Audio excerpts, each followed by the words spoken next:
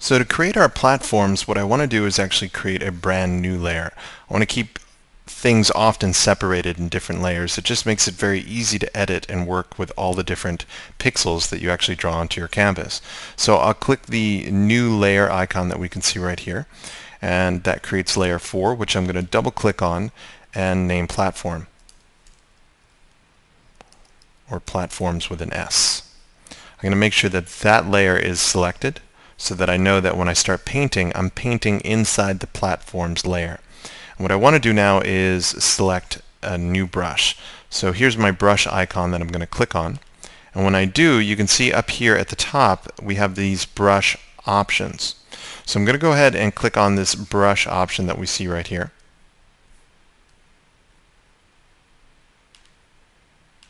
And that's going to open up this box where we can choose from different essentially pen tip types. So for instance, if you were to want to paint with a circular brush tip or a star or different shapes, you can do so. But we want to actually load in a few more shapes. So I'm going to go ahead and click more. And we get this dialog box. And you can go through each one of these and explore the different shapes. You can see there's some really interesting shapes here to work with. But all I'm going to do is click on this first option here, charcoal, and then I'm going to go ahead and click add. And you're going to see that all those charcoal brushes have now been added into my brush palette here. So I'm going to choose the number 51 brush, and I'm going to keep the size of that brush set to 51 in diameter. Now you can see your brush when I bring it here into the canvas, and if I were to change its diameter, you can see that I get a much larger brush. But again, we're just going to go ahead and stick with 51 for this brush size.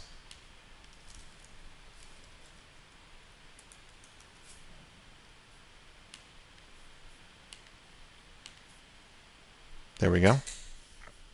Looked like there was a little bug there that when I was editing the size, the brush tip got a little weird.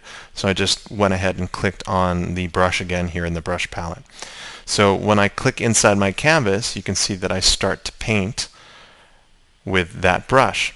Now again, a really good keyboard shortcut to remember at this point is how to undo things, and that's just Command or Control, depending on whether you're using a Mac or a PC, and the letter Z. So I'm using a Mac in this case, so I'm just going to do a Command Z, but if you're on a PC, you'll do a Control Z to undo that.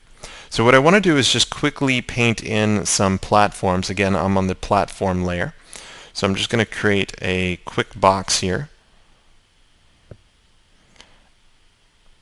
And I'm actually going to be kind of rough about how I do this. Not super clean. And I'll just make a few different platforms.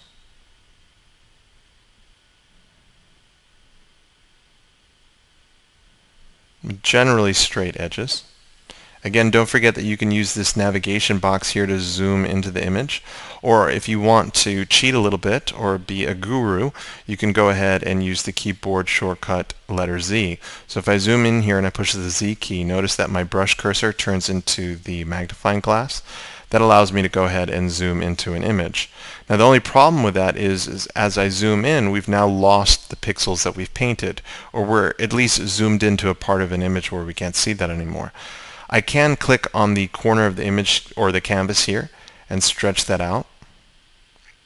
But another thing that you can do when you're zoomed into an image is you can hold down the space bar.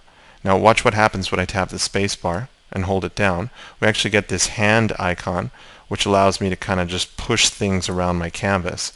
So space bar, I'm holding it down, and I can zoom around this image. The Z key again allows me to zoom in. And then if I hold Shift and Z, I can actually zoom out. Or again, if that's too complicated for you or you just don't remember those keyboard shortcuts, use the navigation bar over here on the right. But I did want to explain that because you might notice during this video that I am zooming in and out and I'm not actually using the navigation bar here. So again, space bar, I want to move things over a little bit. And then again, I'm going to go back to the brush icon, select that, so I can continue painting. I'll paint my third platform here. I'll give it a little bit of elevation. And just fill in this empty space right there. Again, and you don't have to be perfect about this, which is really kind of the whole point. We're not trying to build perfect pixels and levels here that look like every other video game out there. We're trying to be slightly artistic about this process. So again, I'm going to click up here in the tool options on this brush to bring up the brush options.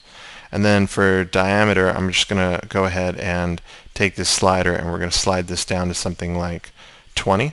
So we have a much smaller brush tip. And I'm just going to create one more platform over here.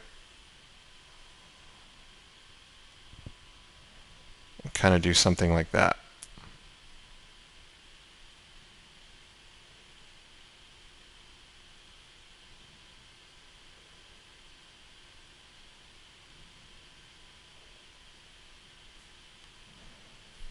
And then I'll zoom out. This time I will use the navigation and just take a look at what my level looks like. Now this looks incredibly boring right now. This looks like the worst level that anyone's ever designed. This should never be published on an iPhone or iPad or anywhere for that matter.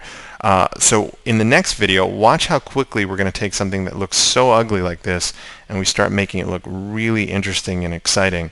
And before I forget, I just want to kind of build some walls up here on the side. So I'm just going to finish this off with the same exact brush that I used, which was that brush 51 that we loaded in. And we'll just build some walls there. And then again, we're done with our super ugly level. So in the next video, let's go ahead and see how we can use the pencil tool to start making this a lot more exciting.